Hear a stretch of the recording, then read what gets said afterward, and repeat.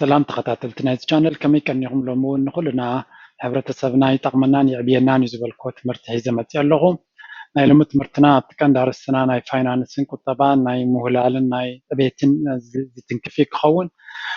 መቸም ኩልና ኣብ ንነብሮ ዘለና ብፍላይ ኤርትራውያን ወይ ሓበሻ ኣብቲ ተሰዲድናሉ ዘለና ዓዲ እቲ ኣታዊታትና ዕብይ ዝበለ ክፋል ናይቲ ኣታዊታትና ኣብ ወፃኢታትና ይዝጠፍእ ስለዚ ብኡ መንፅር እቲ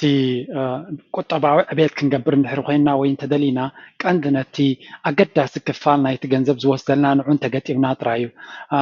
ካብ ደገ ሻሂ ቡን ምስታይ ወይ ገለ ነገር ንኣሽቱ ነገር ብምጉዳል ቁጠባዊ ሓርነት ወይ ቁጠባዊ ዕብየት ኣይመፅእን እዩ ነቶም ዓበይቲ ገንዘብ ብዙሕ ዝወስዱና ንዕዖም ብፕላን ከነጥቅዖም ተኽኢልና ኣብኡ እቲ ሴቪንግ ዝመፅእ 500 ዝወስደልካ ንዑ እንተገጠምካ ሓይሽካ ኣብ 50 ቅርሺ ዘጥፋእካዮ ንዑ ክትበልዓ ትውዕል ንዑ ዝትንክፍ ሕጂ ኣርእስቲ ኦንላይን ሾፒንግ ምስቲ ትምህርተይ ብዙሕ ኣይከይድን ግን ኦንላይን ሾፒንግ ኣብቲ ብዙሕ ወፃኢታትና ኣብ ምጉዳል ዓቢ ተራ ክፃወት ዝኽእል ባእታዊ ብፅቡቅ ተጠቂምናሉ ማለት እዩ ድሕሪ ፈሊጥና ኣስተውዒልና ኣብቲ ዝግበኦ ቦታ ብዝግባእ ኣገባብ ክንገዝእ እንድሕር ክኢልና ብዙሕ ትርፊ ዘለዎ ወይ ብውሑድ ክነብረሉ ንኽእል መንገዲ ክፈጥረና ክእል እዩ ስለዚ ንዓና እውን ይጠቕመና እዩ ስለዝኣመንኩ ቁርብ ዝኾነ ብዛዕባ እዚ ዕሙቕ ዝበለ ኣፍልጦ ክበኩም ክፍትነ ካብ ናተይ ደረጃ ማለት እቶም ካባይ እንዳዕለ ትፈልጡካ ዝኾነ ነገር ሓድሽ ነገር ክትረኽቡ ትኽእሉ እዮም ስለዚ ግዜ 20 ደቂቃ ሂብኩም ተተማሂርኩም ኣይከፍእን ይብል ስለዚ ናይ ሎሚ ትምህርትና ኦንላይን ሾፒንግ ቲፕስ ኤንድ ትሪክስ ከመይ ጌርና ብፅቡቅ መንገዲ ኦንላይን ሾፒንግ ክንመሃሮ ንኽእል መጀመርያ ስለምንታይ የድልየና ብኣበይ ንገዝእ ብኸመይ ንገዝእ ከመይ ጌርና ካብ ካልእ ስርቅን ካብ ገለን ነብስና ንብረትና ንሕሉ ኣብ መወዳእታ ድማ ዝኾነ ማዕዳብ ዳዕቡ ዝምልከት እየ ክገብር ቀጥታ ናብ ተቐዳማይ ትምህርትና ነቶ ዋይ ባይ ኦንላይን መጀመርያ ስለምንታይ ኢና ኦንላይን ክንገዝእ ዘለና ወይ መን ኦንላይን ክገዝእ ዘሎ ኣብ ዝብል ኣርእስቲ ቁርብ ክንዛረብ ኣገዳሲ ኮይኑ ይስምዓኒ ኦንላይን ክንገዝእ ማለት ኦንላይን ኦፍላይን ዝበሃል ንኣብነት ኣብቲ ከባቢና ዘሎ ሾፒንግ ሞል ድኳን ክንገዝእ ከለና ካብ ኦንላይን ዝፈልዮ እንታይ ነገር ኣሎ እቲ ንገዝኦ ንብረት ሓደ ክኸውን ይኽእል እዩ እቲ ፍልልይ ግን እቲ ኣብ ገዛ ንስኻ ትገዝኣሉ ዘለካ ኣብ ማእከል ከተማ ገዛ ተኻሪጅ ዘሎ ስለዚ ናይ ገዛ ክራይ ክቡር እዩ ካልእ ድማ ሰራሕተኛ ክህልዎ ክእል ሰራሕተኛ ኣብ ማእከል ዓዲ ስለዝግበር ዘሎ ብዙሕ ገንዘብ እዩ ዝኽፈል ካልኣይ ብዙሕ ነገራት ወፃኢታት ኣለዎ ናይቲ ኣድቨርታይዝመንት ናይቲ ገለ ብዙሕ ነገር ወፃኢታት ስለ ዘለዎ እዚ ኩሉ ድማ ኣብ ግምት ስለ ዝኣቱ እቲ ዋጋ ናይቲ ንብረት ካብኡ ንገዝኦ ይኸብር ማለት እዩ ኦንላይን ካብ ብጥሩሕ ይኮነን ዝመፅእ ግን እቶም ዓበይቲ ሪቴይለርስ ናይ ኦንላይን እንታይ ይገብሩ ኣብ ሓደ በረኻ ውፅእ ዝበለ ቦታ ገዛ ክራይ ብርብዒ ብሲሶ ዋላ እንታይ መቕለቂ ብኣዝዩ ንእሽተይ ቦታ ኣብኡ ሰሪሖም ቴክኖሎጂ ገይሮም ኣብኡ ዝኾነ እቲ ወፃኢታቶም ውሑድ ወፃኢ ምስቲ ሓደ ዘይወዳደር ዓይነት ወፃኢ ዘለዎም ስለዚ ተወዳዲሮም እቶም ኣብ ከተማ ዘለዎም ንሳቶም ክወዳደሩስ ኣይክእሉን እዮም እንጂ ዋጋታት ሕሱር ክሸጡ ዓቕሚ ኣለዎም ንሳቶም ስለዚ ብሰንኪ እዚ እቲ ናይ ኦንላይን ትረኽቦ ነገራት ሕሱር ክኸውን ዝኽእል ስለዚ you can get a better prices ምክንያቱ መንጎኛ ዝበሃልካ የለን ቀጥታ ካብቲ ሸያጡን ክትገዝኦ ስለ ትኽእል ማለት እዩ ስለዚ ኣዝዩ ፅቡቅ ዋጋ ክንረክብ ንኽእል ካልኣይ ኮንቪኒየንስ ይብልዎ እቶም ንሰርሕ ወይ ኣብ ዝተፈላለዩ ዓውዲ ወፊርና ዘለና መብዛሕትኡ ግዜ ኣብታ ትርፊ ግዜና ቀዳም ድያ ኣብታ ኦፍ ዘለና ያለ መዓልቲና ኣስቤዛ ክንገብር ንግደት እንታይ ማለት እጂ እታ እንኳ ዕረፍትና እውን ኣብ ኣስቤዛ ኮለል ክንብል ብዙሕ ግዜ ፍርቂ መዓልቲ ምሉእ መዓልቲ ከነጥፍእ ንኽእል ስለዚ እንታይ ማለት እዩ ግዜናን ዓቕምናን ኤነርጂናን ኩልና ይውዳእ ኣለና ገንዘብና ጥራይ ዘይኮነስ ዋላ ግዜና እቲ ግዜስ ኣብ ካልእ ክንጥቀመሉ ንኽእል ነርና ብፍላይ ሕጂ ኣስቤዛ ገለመለ ሕራይ ድሓን እቲ ክዳን ወዲ ክዳን ገለመለ እሱይ ቀንድኻ ግዜ ዝወስድ ክግዛእ ከሎ ብዙሕ ኮለል ስለ ዘድልዮ ነዚ ግን ከፍ ኢልና ኣብቲ ገዛና ቅድሚ ድቃስና ድዩ ኣብቲ ግዜ ዕረፍትና ድዩ ርኢና ኣብታ ደልያ ግዜ ቀዳም ዘይኮነ ኣብቲ ዘድልየና መዓልቲ ገዚና ቅድሚ እቲ ዘድልየና ግዜ ገዚና ክንፀንዕ ንኽእል ማለት ስለዚ ግዜን ገንዘብን ኢና ሴቭ ንገብር ኮንቪኒየንስ ዘለዎ ኣብቲ ዘለኻዮ ግዜ ኣብ ዝደለኻዮ ቦታ ካብ ዝኾነ there is so much of flexibility ኣብ ኦንላይን ምግዛእ ብዙሕ ግዜ እውን ሴቭ ትገብር ኢኻ ብግቡእ ተጠቂምካሉ ማለት እዩ እምበር ብዙሕ ግዜ ኣብኡ ዘጥፍእ ሰብ እውን ኣሎ ፈልጥ እየ ድሓር ክተቕፅዕ ሳልሳይ ድማ ቫራይቲ ማለት ንኣብነት ኣብቲ ድኳን ኮለል ክትብል ትበል ሓደ ሓደ ግዜ እታ ዘለኻዮ ክዳን ኣላ ግን ብዓቐን ትስና ወይ ብሕብሪ ትስና እዚ ከይትረኽቦውን ትኽእል ኢኻ ጠቕላላ ኣብ ኦንላይን ግን እታ ክዳን ትፈልጣ እንተኮይንካ ብፍላይ ሕብራን ገለመለ ትፈልጣ እንተኮይንካ ግድን ኢኻ ክትረኽባ ናይ ግድን ኣብ ዓለም ኣላ እንተኮይና ክትርከብ እያ ስለዚ እሱ እቲ ፅቡቅ ናይ ኦንላይን እታ ክዳን ወይ እቲ ንብረት ዘለኻዮ እንድሕሪ ፈሊጥካ ኣለኻ ብፍላይ ብቐሊሉ ክትረኽቦ ትኽእል ብሕሱር ዋጋ ክትረኽቦ ትኽእል እንታይ ክትገዝም ከም ትፈልጥ ተኮይንካ ስኢልካ ከይድካ ትገዝእ ተኮይንካ ምናልባት ግዜ ኢንተርኔት ንክወስደልካ ኽእል تا كاليتنا بدما تغاليت وير تو باي ابينا هنجز لنا لومي اونلاين بلاتفورمز قطر يبلو من ازيوم بزحات يوم كمتن لعل بزحات سلو زخونو ابي كنجز نخذ زبل حتى ازيا شغاري زخون جن انا نايمن كتكستن زعبي عالم ابتي عالم زفتفلت زعبي بلاتفورمز زخونو انت لو قدامي امازونيو امازون ساغواناتو بي everything ستور كل زركبل دكان مالتي بكم كامبان هنروح لنا امازون كابتم زعبي كامبانات العالم كابتم دي موست انوفاتيف كامبانيز ፈጠራውነትን ርቂቕ ዝኾነ ቴክኖሎጂ ዘለዎም ካምፓኒ እዮም ኣብቲ ሴክተር ድማ መራሕቲ እዮም ሰቶም ስለዚ ኣማዞን ኩሉ ዘድልየና ክንረክብ ንኽእል ኢና ምናልባት ኣብ ክዳን ኣብ ገለ መለ ካብኦም ንላዕሊ ክህልው ይኽእሉ እዮም የለውን ኣይብለኩም ግን ብሓፈሻ ኣብ ኣማዞን ዘይርከብ ነገር የለን ከም ናትካ ግዜ ሕጂ ቀዳማይ እንታይ ክንገብር ኣለና ከድና ክንምሃር ክንፈልጦም ክንክእል ኣለና ክንገዚ የብልና ንሪኦም ግዜ እንተለና ኣማዞን ዳት ኮም ኣማዞን ትብል ኣፕ ነውርድ ኣብ ቴሌፎንና ንሪያ ቀጣሊ እንታይ ዓይነት የድልያ ብኸመይ የድልያ ሬጅስተር ንገብር ገለ መለ ክንፈልጦ ኣለና ምክንያቱ ካልኣይ ዓብይ ምክንያት ኣብ ኦንላይን ክንገዝእ ዘለና ዝረሳኮ ኣብ ዝመፅእ ዓመታት እዚ ድኳን ብሪክ ሞርተር ዝብሎ እዚ ዓበይቲ ድኳናት ከይህልውን ይኽእል ምክንያቱ መብዛሕትኦም ኣብ ክሳራታት እዮም ዘሎ በብሓሪ ይወፅእ ኣለዎ ካብ ማርኬት ባንክራፕት እናኾኑ ስለዚ ካብ ብሕጂ ለሚድና እንተዘይፀኒሕና ተገዲድና ናብኡ ንኣትወሉ መድረክ ክፍጠር እዩ ስለዚ ኦንላይን ምግዛእ ብኩሉ ኦንላይን ኩሉ ነገር እዩ ዲጂታል ዝኸውን ዘሎ ሆቴል እዩ ኤር ቲኬት እዩ ኤቭሪቲንግ ኤር ቲኬት ከመይ ጌርና ንሪእን ከመይ ጌርና ብዛዕባኡ ንሓንቲ ንእሽተይ ይገብር ኢለ ኣለኹ ግን ናይ ሎሚ ግን ቀንዲ ምስ እውን ስለተሓሓዝ ኣብ ኦንላይን ባይንግ ኣብ ኦንላይን ሾፒንግ ቁርብ ግዜ ሂድና ክንፈልጦ ክንፍትና ኣለና ስለዚ ቀዳመይቲ ኣማዞን ኢልና ኣለና እታ ካልአይቲ ኢቤይ ትበሃል ኣላ ኣብ ነፍሲ ወከፍ ሃገር ወይ ካብተን ዓበይቲ ሃገራት ebay.com ኣሎ ebay.de ናይ ጀርመን ኣሎ ወይ ናይተን ዓበይቲ ሃገራት ማለት እዩ ኣብቲ ከባቢኻ ዘሎ ዶሜን ካብኡ እንተገዚእኻ ዝያዳ ይጥዕመልካ ምክንያቱ ኣብ ኦንላይን ክትገዝእ ከለካ እቲ ዝኸበረ እንታይ እዩ እቲ ሺፒንግ ወይ ከዓ እቲ መስደዲ እዩ ስለዚ ካብ 50 ቅርሺ ንላዕሊ እንድሕር ኮይኑ መብዛሕትኡ ግዜ መስደዲ ብናፃ እዮም ዝገብሩ ብዙሕ ትሕቲኡ እንተኮይኑ ግን መስደዲ ስለዝህልዎ ኣብቲ መስደዲ ኣብቲ ከባቢኻ ዘሎ ፕላትፎርም ናቶም ተገዚእካ ብናፃ ክኸውን ይኽእል እዩ ንኣብነት ኣነ ኣብ ስዊስ ዝቕመጥ ኣብ ዶብ ስዊስ ስለ ዝቕመጥ ካብ ebay.de ካብ ጀርመን እየ ትገዝእ ስለዚ ኣብታ ዶብ ዘላ ደሊቨር ገብሩለይ ብጥርሑ ማለት እዩ ካብኡ ይወስዶ ማለት እዩ ከምኡታት ትሪክስ ክትጥቀም ትኽእል ምንታን እቲ ናይ መስደዲ ከተጉድል ማለት እዩ እታ ሳልሰይቲ ኣሊኤክስፕረስ እዩ ኣሊኤክስፕረስ ኤግዛክትሊ ኮፒ ናይ ኣማዞን ኣብ ቻይና ማለት እዩ እንጂ አሊባባ ሰሜን ያለና ጃክማ ዝመሓዞ ዓብይ ካምፓኒ ኣብ ዓለም ካብ ዘለዉ ዓበይቲ ጥራይ ዘይኮኑ ኣዝዮም ኢኖቫቲቭ ካምፓኒስ ካብ ዝበሃሉ ካምፓኒስ እዩ ስለዚ አሊኤክስፕረስ ከዓ አሊባባ ካብ ቢዝነስ ናብ ቢዝነስ እዩ ዝስርሑ መብዛሕትኡ ግዜ አሊኤክስፕረስ ግን ካብ ቢዝነስ ናብ ካስተመር ናባና ማለት እዩ ነቶም ሰባት ክገዝኡ ዝደልዩ ምስቶም ኣፍረይቲ ኮኔክት ዝገብር እዩ አሊኤክስፕረስ ክፋል ናት እዩ ሕጂ ብዙሕ ግዜ ኣብ ክዳን ገለ መለ ከከምናትኩም ምትዕፅፃፍ ምናልባት ናይ ቻይና ክዳን ኣዝዩ ፅቡቅ ኣይኮነን ከም ንፈልጦ ክእልና ንብረቶም ኩሉ ከም ይኮነን እንጂ ንኣሽቱ ነገራት ክንገዝእ ንኽእል እምበር ዓበይቲ ነገራት ክንጥንቀቕ ኣለና ኢልካ ጃንክ ክዳን ሕሱር ኢልካ ገዛኻ መሊካ ሽዑ መጉሓፍን ካብ ትኸስር ምስትውዓል የድልየዩ ውሑድን ፅፉፍን ዝመስሎ የለን ግን ብዝኾነ አሊኤክስፕረስ እውን ሓደ ኦፕሽን ናይ ቻይና ኦንላይን ፕላትፎርም እዩ ሰለስቲኦም aliexpress.com ebay.com amazon.com ኢልኩም ድሕሪ ኣብ ጉግላትኩም ወይ ካልእ ኣማዞን ጥራይ ድሕሪ ፅሒፍኩም ወይ ኢቤይ ወይ አሊኤክስፕረስ ክመፅኹም እዮም ካብቶም ዓበይቲ ስለ ዝኾኑ ቅድሚት ክመፅኹም እዮም ከድኩም ኣብኡ ክትመሃሮም ትኽእሉ ሰለስቲኦም ድማ ኣፕ ኣለዎም ተውሪድኩም እውን ብቐሊሉ ክትጥቀምሎም ትኽእሉ ሕጂ ኣብ ኢቤይ እንታይ ኣሎ ምናልባት ብዙሕ ግዜ ኣብ ኦንላይን ሕሱር ዋጋ ደ ድኸፍል ዘለኹ ኢልና ንጭናቕ እንዲና ፕራይስ ማች ጋራንቲ ዝብሎ ኣሎ ኣብቲ ናቶም ፕላትፎርም ሲ ፕራይስ ማች ዝተሓተ ዋጋ ምህበካ ኣለና ጋራንቲ ዝብል ኣሎ ትሕቲኡ ተረኺብካስ ይመልሱልካ ካልኣይ ድማ ኣብዚኦም ኩሎም ፕላትፎርምስ ኩሉ ግዜ ክንርኢ ከለና ምግዛእ ጥራይ ኣይኮነን ክንሸይጥ እውን ንኽእል ኢና ኣብኡ ናትና አይዲያ ከፊትና ናትና ከፊትና ኢቤይ ሴለር ወይ አማዞን ሴለር ወይ አሊኤክስፕረስ ሴለር ኮይና ናትና ንብረት ድዩ ናትና ምክፍፋሉን ክግበር እዩ ካልእ ብዛዕባ ቀስ ኢለ ክገብሮ እየ ምክንያቱ ቁርብ ብዙሕ ግዜ እቲ ደረጃታት ናይ ሰብነ ንበይኑ ስለዝኾነ ኣብዚ ንኩሉ ክጠቅም ዝኽእል ኢለ ዝቕርብ ዘለዎ እታ ሳልሰይቲ ሃው ቱ ባይ ሕጂ ስለምንታይ ክንገዛእ ኣለና ካበይ ክንገዛእ ኣለና ሪና ሕጂ ከመይ ጌርና ንገዝእ ዝብል ካሎ እንታይ ከነማልእ ኣለና ኩሉ ግዜ ክንገዝእ ከለና ቀዳመይቲ ከነስተውዕለላ ዘለና ኣብ ኦንላይን ምግዛእ ካበይ ንገዝእ ኣለና ክንፈልጥ ኣለና ዘይተፈልጠ ዌብሳይት ዳት ኮም ካብኡ ትገዝእ እንተለኻ ዩ ሃቭ አ ፕሮብለም معناته reputation ስለዘይ ብሉ ክሰርቀካ ይኽእል ትፈልጦ ይብልካ ድኳን እኮ ካብ ድኳን ገዛ ከለና ድኳን ቦቱን ፈልጠይና ፃሕንጎ ክምለስ ንኽእል ኢና ኦንላይን ግን ኣድራሻ የብሉን so be careful please ስለዚ ቀዳማይ ትትገዝሉ that's why እዞም ሰለስተ ዓበይቲ ኣምፂልኩም ኣለኹ እዚኣቶም ክትሕዝቦም ትኽእሉ እዮም እቶም ዝገዝሩም ኣታሊሎምኩም እንተኮይኖም ክትከታተሎምን ክትፅሕፍን ትኽእል ኢኻ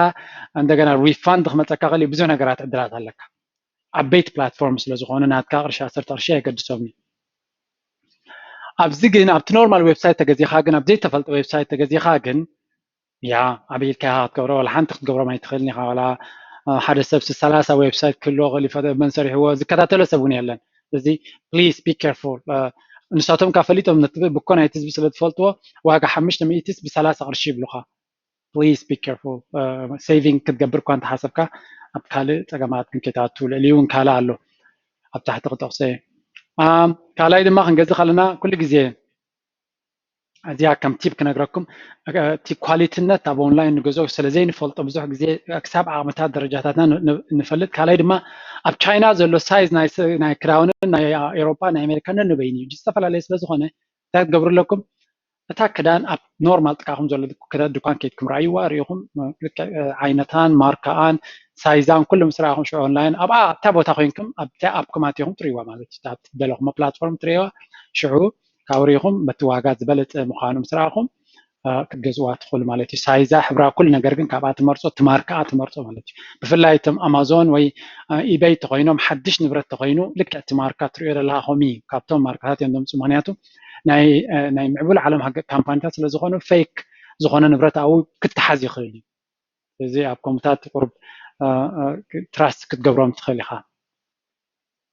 እታ ሳልሰይቲ ድማ ኩሉ ግዜ ኣብቲ ዲስካውንት ዘለዎ ወይ ዓቢ ፕሮሞሽን ኣብ ዘለዎ ግዜ ክንገዝእ ክንፍትና ኣለና ምክንያቱ ኣብቲ ግዜ እቲ ዓብይ ዲስካውንታት ስለ ዘሎ ነቲ ንገዝኦ ንብረት ብዝያዳ ሴቪንግ ክገብረልና ይኽእል ካልኣይ ድማ ክንገዝእ ከለና ኩሉ ግዜ ኢምፖልሲቭ ወይ ከዓ ሃንደበት ገዛእቲ ክንከውን የብልናን ሃንደበት ዝገዝእ ኩሉ ግዜ ፕላን ዘይብሉ ሰብ እዩ ሓደ ነገር ብፍላይ ካብ 50-60 ላዕሊ ዋጉ ክንገዝእ እንድሕር ኮይና ብዶላር ማለት እዩ ፕላን ንግበረሉ ኣነ ከምዚ ዓይነት ንብረት ኣድልያት ንላ ኢልካ ኣብ ኦንላይን ክደሊ ትኽእል ብግዜኡ ማለት እዩ ደሊኻ ሽዑ ኣብቲ ዲስካውንት ዝኾነሉ ፕላትፎርም ኣብቲ ዲስካውንት ዝኾነሉ ግዜ ኦንላይን ክትገዝእ ከለካ ኩሉ ግዜ ሓበሬታ ኣለዎም ኣብ ላዕሊ ናይ ከምዚ ዲስካውንት ኣለና ስለዚ ኣብኡ ኣብቲ ዲስካውንት ዘለዎ ግዜ ዝያዳ ኣብ በዓላት ዘለዎ ግዜ ክሪስማስ ድዩ ኢስተር ሆሊደይ ድዩ ጁላይ 4 ኣብ ኣሜሪካ ማለት ነቶም ዝተፈላለየ በዓላት ኣብ ዘሎ ዲስካውንታት ኣሎ ካልኣይ ድማ ክንገዝእ ከለና ኩሉ ግዜ ነታ ፕሮዳክት ኩሉ ግዜ ኣነ ዝጥቀመሉ ቲፒጂ ክትገዝእ ከለካ ኩሉ ግዜ ብዙሕ ሰብ ዝገዝኦ ንብረት ክትገዝእ ኣለካ ፍሉይ ዓይነት ክገዝእ ገለ እንተኢልካ ኦንላይን ክትጋገ ትኽእል ኢኻ ሰብ ዘይገዝኣ ንብረት ተኮይና ፅብቕቲ እውን ክትከውን ኣይትኽእልን እያ ወይ ሕማቅ ክትከውን ትኽእል እያ ብዙሕ ሰብ ገዝዩ ብዙሕ ሬቪው ዝገደፈላ እንተኮይና ግን ክትተኣማመን ትኽእል ኢኻ ምክንያቱ ቅድሚኻ ሰብ ገዝይዋስ ድሮ ከማን ፊድባክ ናቶም ሂቦም ኣለዉ ንዑር ኢኻ ከመይ ዓይነት ሬቲንግ ሂቦማ ኩሉ ነገር ኣብኡ ስለ ዘሎ እዞም ፕላትፎርምስ ሬቲንግ ኣለዎም ስለዚ እቲ ሸያጥ እንታይ ዓይነት ሬቲንግ ኣለዎ ክንደይ ኣብ ቢዝነስ ገይሩ ክንደይ ገይሩሎ ኣብቲ ፕላትፎርም እቲ ንብረት ክንደይ ሪቪው ኣሎ እዚታት ክንርኢ ኣለና ኣገዳሲ እሱ ምክንያቱ ነቲ ዋና ድካን እምነት ክንገብር ተኮይና ብልልዩ ቅድም ዛዕባ ክንፈልጥ ኣለና ድሕርያ ዘላ ሃው ቱ ባይ ሴፍሊ ከመይ ጌርና ብውሑስ መንገዲ ንገዝእ ምክንያቱ ኣብ ኦንላይን ብዙሕ ፀገማት ስለ ዘሎ ከመይ ጌርና ብውሑስ መንገዲ ንገዝእ ከዓ ኣገዳሲ ባታ እዩ ቀዳማይ ኣብ ከምዚ ከም ዝበልኮ ኣብ ፍሉጣት ፕላትፎርምስ ክንገዝእ ክንፍትና ኣለና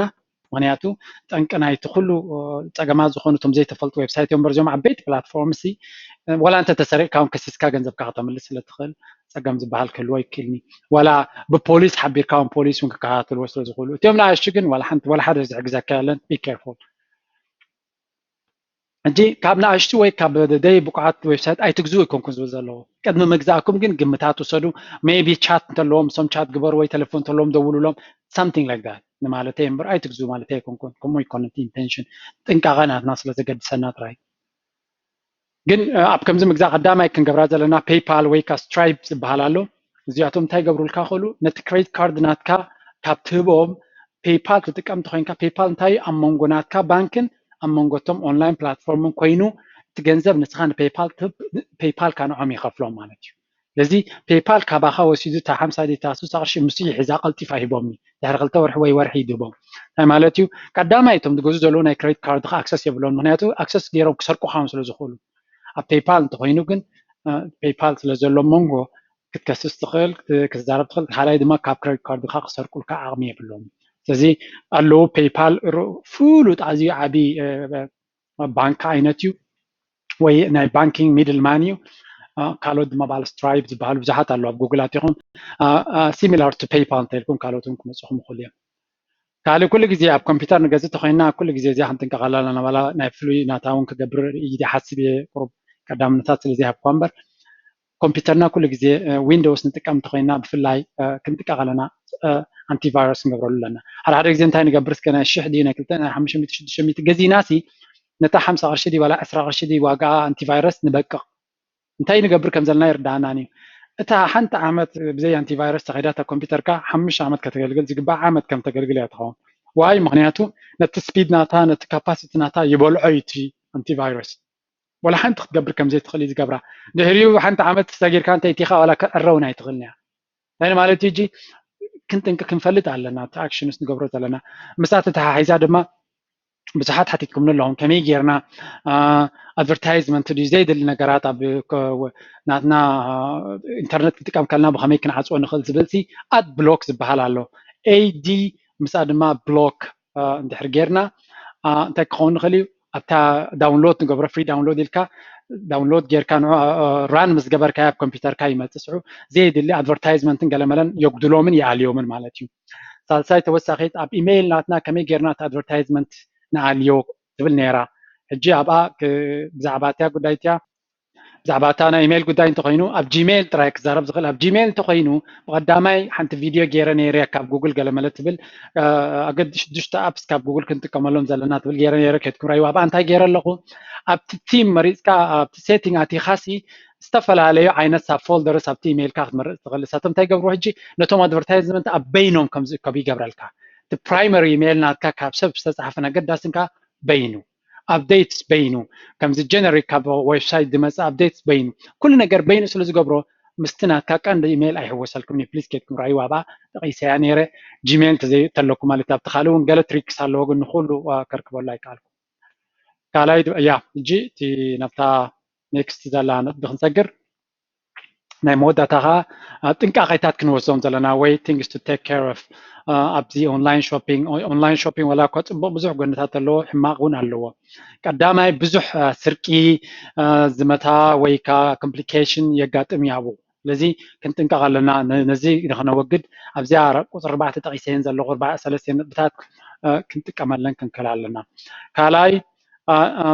ኣብ ኦንላይን ክትገዝእ ከለካ ካብ ዝተፈላለየ ዓለም ስለ ዝመፅእ ልክዕ ኣብቲ ትደልዮ ግዜ ክመፅእ የብሉን ስለዚ ኣብ ኣፋን ዕርበታን ክትእዝዝ የብልካ ናብ ኦንላይን ከድካ ኣብ ድኳን ክትገዝእ ኣለካ ኣብ ኦንላይን ኣትሊስት 3 ሰሙን 4 ሰሙን ቅድሚ ትደልዮ ግዜ ኦርደር ግበር ምክንያቱ ዋላ ብዴችል ዝመፅእ እንተኮይኑ ኣቀዲምካ ፕላን ግበር there is so much of things accidents there is so much things that can happen ስለዚ ቀዳማይ ኣቀዲምካ ግዛእ ምክንያቱ እቲ ትደልዮ ዘለካ ከይትፈትዎ እውን ትኽእል ኢኻ ስለዚ ንኽትመልሶ ንኽትገብርን ግዜ ስለዘድልየካ ኣቀዲምካ ፕላን ኣገዳሲ እዩ ኣብ ኦንላይን ባይ ኣብታ ድሕርሶም እንተድልየካ እንተኮይና ኣይትግዛእ ከማን ክብል ይኽእል ኣነ ናይ መወዳእታ ከዓ ሾፖሊዝም ዝበሃል ኣሎ እንታይ ማለት እዩ እዚ ኣልኮል ሰቲ ኣልኮሊዝም ንብሎ ወልፊ ናይ ሾፒንግ ኦንላይን ሾፒንግ ኣዲክቲቭ እዩ እቶም ፕላትፎርምስ 2-3-4 ግዜ ምስ ገዛእኹም ኩሉ ግዜ ዲስካውንትታት ክሰዱልኩም እዮም ሓንቲ 80 ቅርሺ ዝነበረት ብ10 ቅርሺ ጎዲላ ክብልኹም ከለዉ እሞ ብ10 ቅርሺ ረኺብኩም ተገዚእኹማ 60 ቅርሺ ኢኮንኩም ሴቭ ጌርኩም ዘለኹም 10 ቅርሺ እዮም ከሲርኩም ዘለኹም ዘየድልየና ንብረት ክንገዝእ የብልና ዋላ ስለምንታይ 99% ዘይጎድል ኣየድልየካኒ እዩ ወይ ፕላን ኣይገበርካሉን ስለዚ ዘድልየና ንብረት ጥራይ ክንገዝእ ኣለና ኣብዚ ብፍላይ ኣብ ሾፒንግ ኦልሬዲ እቶም ኦንላይን ሾፒንግ ንጥቀም ዝብሉ ሰባት ክሪኦም ከለዉ ኣዲክትድ ዝኾኑ እዮም ኩሉ ግዜኦም ኣብኡ እዮም ኣብ ፀዓዱ ከም ዓብዪ ሕክምና ቴራፒን ገለን እዩ ዘድልዮ ብዙሕ ሰብ እዩ ኣብ ከምኡ ፀገማታት እዩ ልዕሊ ዓቕሙ ገንዘብ የጥፍእ ልዕሊ ዓቕሙ ዕዳታት ተሰኪሙ ይነብር ማለት እዩ ፕሊዝ ቢ ኬርፉል ኣነ ዝምህር ዘለኹ ቁጠባዊ ሓርነት ከነምፅእ እምበር ኣብ ዘይወፅእ ዓዘቕቲ ክነኣቱ ይኮነን ስለዚ ክንርድኦ ክንክእል ኣለና ዘድልየና ንብረት ጥራይ ክንገዝእ ኣለና ኣብኡ ካልኣይ ቤስት ፕራይስ ክረክብ የብልካ ሰሙናት ኣብኡ ተኣሊኽካ ትነብር ከለካ ትኸስር ኢኻ ዘለካ ብዘይ ይቀድስ ዋላ ስለምንታይ 100 ቅርሺ ሴቭ ዘይትገብር እቲ ዋጋ እቲ ግዜ ተጥፎ ዘለካ ዋጋ ኣለዎ ካልእ ነገር ግበር ኣሎ ቁም ነገር ግበር ኣሎ ተምሃር ምስ ሰባት ተራኸብ ውፃእ ገለ ስፖርት ግበር ኣብኡ ጥራይ ተኣኪብካ 100 ቅርሺ ሴቭ ጌርካ ዓብዪ ውፅኢት የብሉን ስለዚ ኣስተውዒልና ክንጥቀመሉ ከም ዘለና ዝነግር ዘለኹ ስለዚ ከምቲ ወትሩ ዝቕርቦ ዘለኹ ትምህርቲ ቁሩብ ንዓና ብሂወትና ብዝተፈላለዩ ፅላታት ንእሽተይ ሓገዝ ይገብረልና ዝበልኩም ትምህርቲ ኣብ ኩሉ ዓውድታት ንኩሉና ክጠቅም ዝኽእል እየ ዝርኢ ዘለኹ ስፔሲፊክሊ ንነፍሲ ወከፍ ክጠቅም ዝኽእል ከም ዘይኮነ ይፈልጥ እየ ሞር ኣድቫይስ ተደሊኹም ዌብሳይት ኣለና ኣብ ታሕቲ ኬድኩም ረኣዩ ኣብኡ ሞር ኣድቫይስ ክወሃበኩም ይኽእል ኣብቲ ዌብሳይት ኣትኹም ተዘድልየኩም ኣድቫይስ ክትሓቱ ትኽእሉ ግን ኣብ ከምዚ ትምህርቲ ክቐርብ ከለኹ ብሓፈሻ ንሕብረተሰብና ክጠቅም ዝኽእል ካብ ዝብል ኣርእስቲ እዩ እምበር ንነፍሲ ወከፍና ድሌታትና ዘማልእ ከም ዘይኮነ ይርዳእኒ ግን ስቴፕ ባይ ስቴፕ ያው ክብፃሕ ይኽእል እዩ ምስ ግዜ እናዓበና እናኸድና ምስኮና ኣብ ካስተማይዝ ዝኾነ ጥልቕ ዝበለ ቶፒክሳት ኢና ክንፍትን ኢና ሕጂ ግን ጠቕላላ ከመይ ጌርና ኣዌርነስ ወይ ኣፍልጦ ብዛዕባ እቲ ዘሎ ነገራት ነምፅእ ዘሎ ዕላማ እቶም ንመጀመርያ ትሪእኑ ዘለኹም ሽመይ ጆርጆ ይበሃል ንኩልና ክጠቅም ይኽእል እዩ ዝበልክዎ ትምህርቲ እየ ዝቕርብ ንሎሚ ዝቐረብክዎ ትምህርቲ ከምዚኣ ትመስል ነይራ እቶም ኣብ ዩቱብ ክትከታተሉን ዝጥዕመኩም ጂድራር ኢልኩም ኣብ ቻነለይ ሰብስክራይብ ክትገብሩ ትኽእሉ እቶም ኣብ ፌስቡክ ዝጥዕመኩም ከዓ ኣብ ጆርጆ ድራር ኢልኩም ክትሪእኑ ትኽእሉ እቶም ሕቶ ዘለኩም ከዓ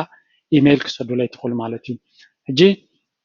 እቶም ኮሜንት ትገብሩ ኩሉ ግዜ ነዚያ ከይበልኩ ክሓልፍ ኣይደልን ታንክ ዩ ሶ ማች ምክንያቱ it gives me so much of energy a lot of ideas ብዙሕ ሓሳባትን ምኽርን ማዕዳን ስለትውን ዘለዎም it really energy ዝባካ ንሰባት ትጠቕሞም ከም ዘለካ እንተሓቢሮም ካሲ you feel really happy and really በታ ንእሽተይ ዓቕመይ ኣብ ሕብረተሰብና ንእሽተይ ኣስተዋፅኦ ክገብር ዝኽእል እንተኮይነ ካብኡ ንላዕሊ እሞ ትደልየውን የለን ስለዚ ዝያዳ ኩሉ ንምሃር ኣለና ይጠቕመና ኣሎ ሂወትና ይቕየር ኣሎ ንዓቢ ኣለና ዋላ ብንእሽተይ ስጉምቲ ይኹን ድሕሪ ትብሉን ኣለኹም I am so happy and I am so honored ክብሪ ይስማዓኒ ንእሽተይ ንኣሕዋተይን ንሓተይን ንእሽተይ ክሕግዝ ብምኽኣለይ ክብሪ ይስማዓኒ የቐኒየለይ ናይ ሎሚ ትምህርቲ ኣብዚ ወዲየ ኣለኹ ኣብ ሓፂር ግዜ ብኻልእ ኣርእስቲ ክመፀኩም እየ ክሳብ ሽዑ ድሓን ኩኑ ቻው